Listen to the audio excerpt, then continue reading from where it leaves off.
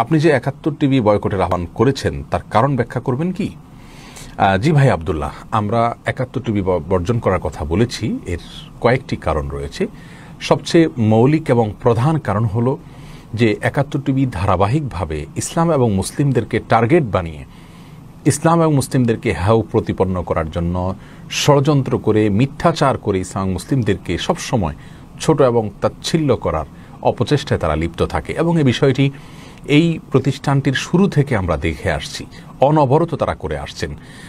যখন পাঠ্যক্রমে আপনার অতে অজু শেখানো হয়েছে বাচ্চাদেরকে অথবা ওতে ওড়না শেখানো হয়েছে, সেটা নিয়েও তারা তাদের টকশোগুলোতে আলোচনা করেছেন এবং সেগুলো নিয়ে আপত্তি তুলেছেন। মুসলিমের সন্তান বেশিরভাগ মানুষের দেশে মুসলিম, সেই দেশে মুসলিমরা নিজে নামাজ পড়ুক না পড়ুক সারাক্ষণ তাদের মুখ থেকে আল্লাহ শব্দ উচ্চারিত হয়, কিন্তু এই চ্যানেলটি বিশেষভাবে অন্যান্য মেইনস্ট্রিম মিডিয়ার প্রায় সবগুলোতেই আল্লাহ শব্দটি আপনারা কখনো শুনতে পাবেন না।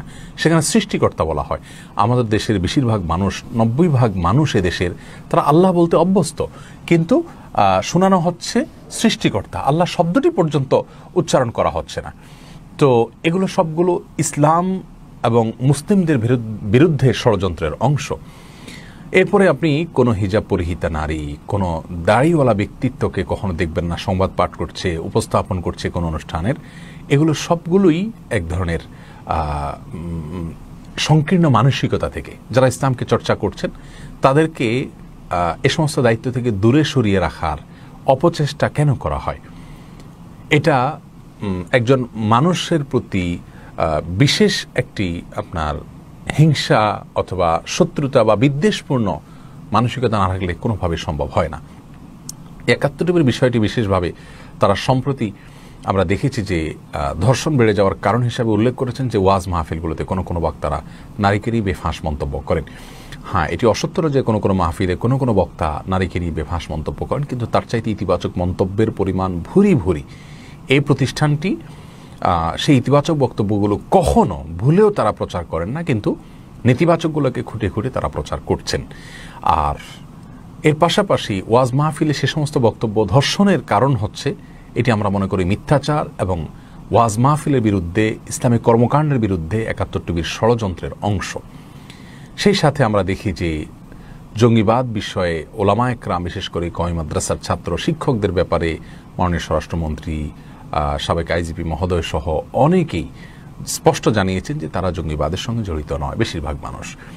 তারপরেও এই চ্যানেলটি বিশেষভাবে যখনই সুযোগ পায় মাদ্রাসা আলেম ওলামাদের বিরুদ্ধে বিষোদ্গার করতে থাকে অনবরত, ধারাবাহিকভাবে তাদের এই বিষয়গুলো প্রমাণিত এবং সুবিদিত, যার কারণে এই প্রতিষ্ঠানটির বিরুদ্ধে অবস্থান নেওয়া আমাদের জন্য ফরজ হয়ে দাঁড়িয়েছে। যারা ইসলামকে এদেশ থেকে উফড়ে ফেলে দিতে চায় তাদের বিরুদ্ধে কথা বলা আমাদের ইমানি দায়িত্ব এবং নৈতিক দায়িত্ব। সেই জায়গা থেকে আমরা আসলে বয়কটের আহ্বান করেছি।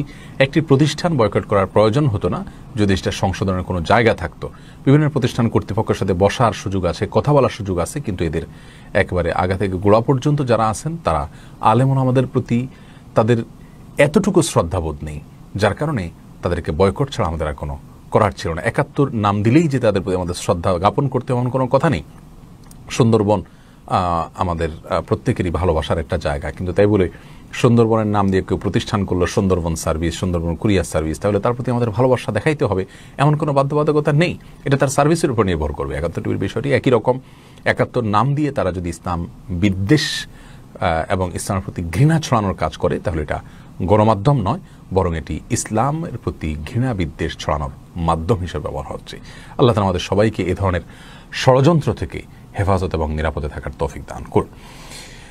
এরপরে এমডি হাসান মাহমুদ